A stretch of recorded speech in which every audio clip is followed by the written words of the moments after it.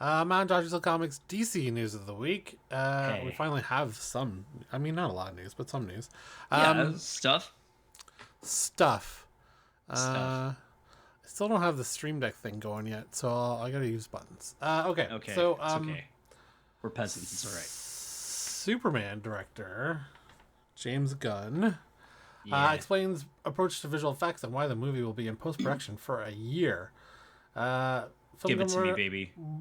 filmmaker James Gunn spent quite a bit of time in the MCU. Yes, we all know that. Taking to Threads. Is Threads the thing now?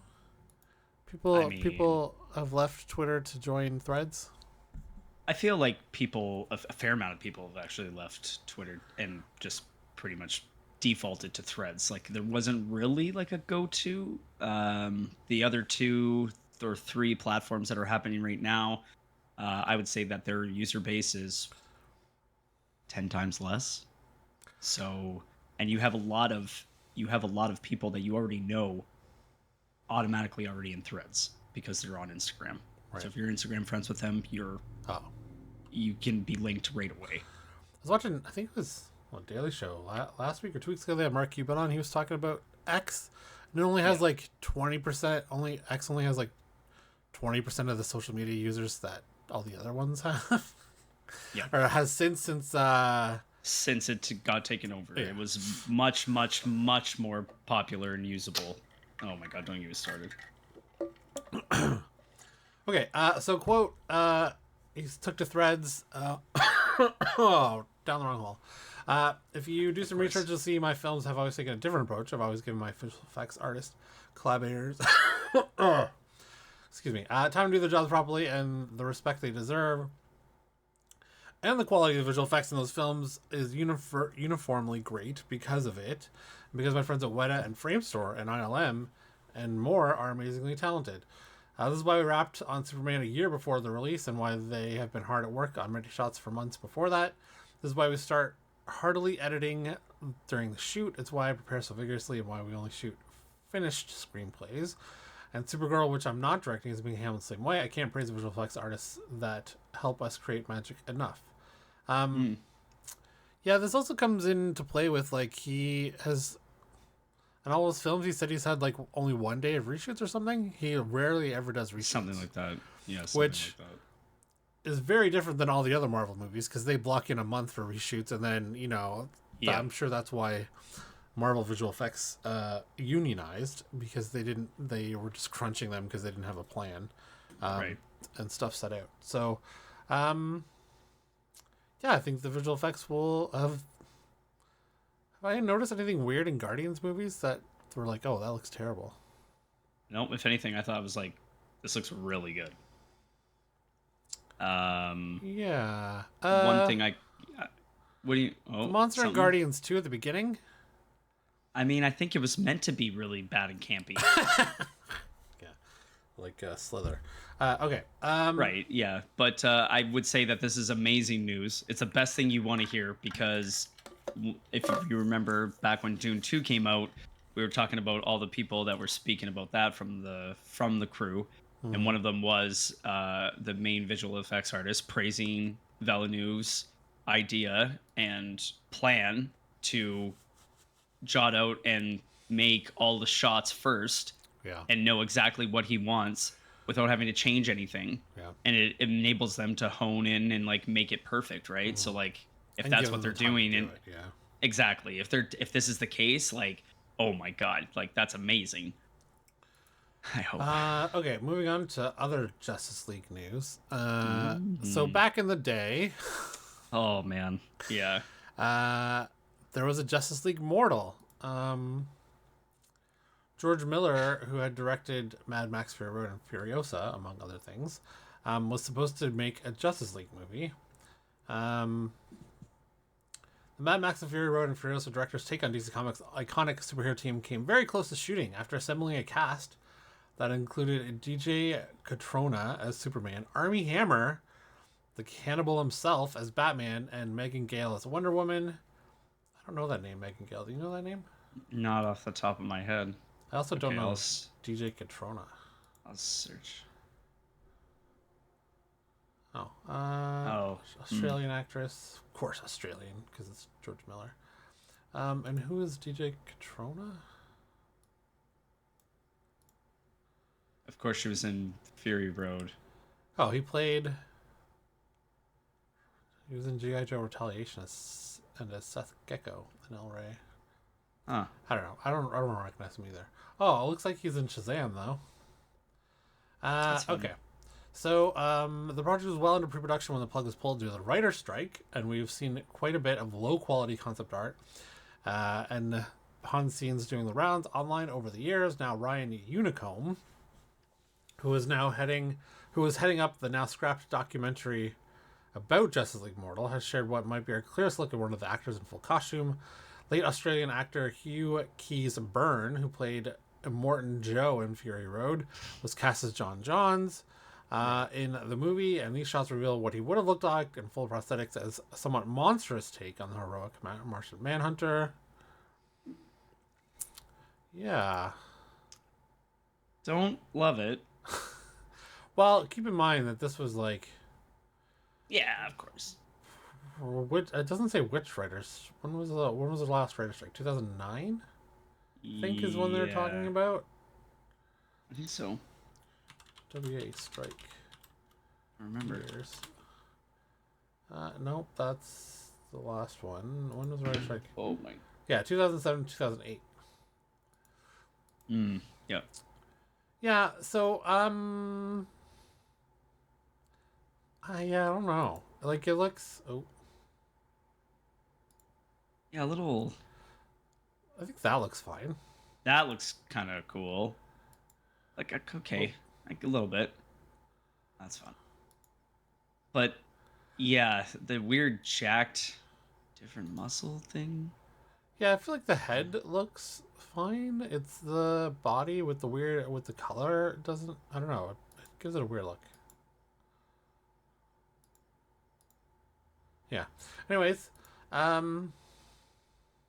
the Jay Baruchel, who's a favorite Canadian of ours, yes. Do you know him? Yeah, of course. No, but do you know him? Know him? You run into. Oh no! Know him? Yeah. Of course. No, really. No, I don't know him. They had all the costume. Well, you run into people in Toronto. I mean, you. Not like famous people. You gave a story about how much of a twat Zach Levi is. Well, yeah, but I was working. Oh, I was working. Yeah. But yeah. Also, you have been at a party with the next guy to be Me Too, Jared Leto. Yeah, I was. That's right. Yeah, I forgot. I didn't really pay attention much because, again, yeah. He was a douche. Okay. Like, how do not any one of those cult followers come out and tell the truth? Like, tell us what happened. It's okay. They had all the costume design. They had all the pre-viz. They had all the sort of production. Oh, he was supposed to play Maxwell Lord, by the way. Really? The aesthetic choices that they were making in the story and the character choices they were making were also ballsy. We won't ever see it. The actor also described what sounds like it would have been a brutal fight between Wonder Woman and Superman, who was being mind controlled by a lord. All of a sudden, this guy's got Superman as a weapon. I turn him into full red eye Superman, and then there's this big ass fight between him and Wonder Woman, where he breaks her fucking wrists and shit. This time, the first time you see Wonder Woman, the opening scene on Themyscira, it was just her. It's her on the top of a steed. And she stood about a half a kilometer away from a Minotaur. The Minotaur has a battle axe in his hand, and she just rushes him. All the Amazons are cheering her on. And she just beheads him, gets off her steed, holds up the Minotaur head, and doesn't say a goddamn thing. It's like, that's the Wonder Woman I want to see. It would have been special. Wow, that is crazy. I think that would have been a more fun thing than the Zack Snyder shit we got. Even if the prosthetics were a bit weird on this guy. A little weird. And George Furiosa was good. That's the last movie he did. I don't know how many movies he's got left in him. He's getting old, but yeah, he's definitely hitting there. But I haven't seen Furiosa yet. I gotta watch it. Okay. Last news this week: Joker 2. Are you sold on this movie? I mean, I would say I'm like 60%. 60%. Almost sold. We'll see how the musical part plays out. They really haven't. They've really only been doing one or two songs, and it's not even really been songs in the trailer. It's like them kind of singing to each other, but it's not musical numbers. Right, correct. And I think that's what they're trying to keep away from showing. To not I feel spoil like it and anyway. have people show up who aren't expecting a musical. That's pretty much the case, yeah. Yeah, I think so. Okay, well, Todd Phillips is talking. He's the director of Joker 1 and 2. Will not be the director of that Hulk Hogan biopic he was working on with Hemsworth. That got canceled pretty quick after that video that just came out. Yeah, I wonder why. Joker Fully a Do, director Todd Phillips, hints that the anticipated sequel could be last time fans see this version of Arthur Fleck. Joker franchise Helmer offers a frank and discouraging update on the potential threequel. Speaking with Variety, Phillips addressed the chance of possibly making Joker 3 to extend the acclaimed DC film series further. However, Phillips hinted he's ready to move on from the franchise, suggesting he and his creative team have adequately told the titular character's story in 2 films. It was fun to play in the sort of sandbox for 2 movies, but I think we've said what we wanted to say. If only he had done that with The Hangover and stopped at 2. Phillips' Joker 3 update means Folie à Deux will round out the psychological thrill film series and likely offer a definitive conclusion to Arthur's story. Portrayed by Joaquin. Okay, we all know what happens there. Yeah, anyway. Arthur finds himself held at Arkham State Hospital years after he killed Murray Franklin on live TV. However, Arthur soon develops a bond with the asylum's music director, Harleen Quinzel, aka Lee. With their shared delusions leading them to a fall madly in love, Arthur's following also starts a movement, and they try to liberate him. I mean, I'll obviously watch it, but I'm not sure I'm going to theaters for this one. I don't think I'm going to theaters for that. Yeah, I'll wait. I'll wait. It's a sequel he didn't want to make. Like, no one wanted... They didn't even want to make the movie. They made the movie because they got paid mad amount of money. Yeah. So, like, I don't know what the budget is. Like, maybe we should look it up. But, like, whatever the amount of the budget is, I would say that easily... 200 million.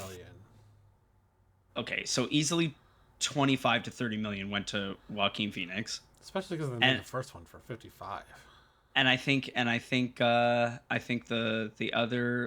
like 20 million probably went to Todd. You're forgetting about Lady Gaga. I think she got maybe something. Just. I just saw it in the quick hit there. It said something about she got 12 million. I was gonna say 10. Wow. Damn, dude, 12 mil. Well, why else would she do it? She's been in. Wait, was that movie nominated for an Oscar? Born That Way or Born something? Or... Yeah, the one with Bradley Cooper. Yeah, I think so. The remake of a remake. Yeah. So okay. So yeah, that makes sense. A lot of buzz. I thought it was because of her acting in Gucci, House of Gucci. Oh, you know what? She's not a bad actress, actually. She's not that bad. Yeah. She wasn't that bad in that. That movie was actually like kind of bonkers. Actually, there are far like worse in the best way. Getting higher profile movies than Lady Gaga, and she can sing her ass off. So that's correct. You know what? Speaking of Lady Gaga. Did you watch that Lollapalooza documentary? Okay, so this is weird. So after Lollapalooza kind of died as a touring festival, they brought it. A number of years later, they brought it to Chicago as a one weekend thing, right? Yeah. Originally, when they brought it back. So in like I forget what year it was. Like the first year they brought it back, Lady Gaga played a side stage to like 30 people, and then 2 or 3 years later, she was headlining it. Yeah. Yeah, like how quickly that turns. That is crazy. And, yeah. That is crazy. I will say, like, just as a personal experience to relate. Because definitely able to. No. I shot Warped Tour in Buffalo. Yeah. In like 2000 and 2, 3. No, stop. 5. 2009. Okay. And I can remember when I Kissed a Girl came out by Katy Perry. Yeah. But she was played on Warped Tour. Oh, yeah. And she was playing side stage, and I saw her perform to maybe 100 people, Yeah. maybe less, like probably like 80 people. And I think, if I'm not mistaken, it was just at the exact same time that I Kissed a Girl was gaining traction. Right. So there's a good chance that she didn't even finish Warped Tour. Oh, that she just. But time to book arenas. I'm this big now. Oh yeah, the explosion was huge. But I do remember her playing side stage to of a small amount of people, because I remember watching her and then taking like photos and then directly looking over to the left is when it came out. Katy Perry live at the 2008 Warped Tour. 2008. Okay, so I was right. Yeah. Nice. Yo, what's up? Yeah. So that was pretty crazy to see. Sorry, I remember immediately looking over to my left, and there was a giant half pipe because they had skateboarders just going crazy, and I'm watching skateboarders play and this girl sing. Like, what is like my life? And then I think a few months later it was like, whoa. So yeah, crazy stuff. Yeah. Okay, so that's way off topic. Sorry, people. Yeah. But reminiscing about the old days of the music. Yeah. But that's DC News of the Week, and thanks. Thanks.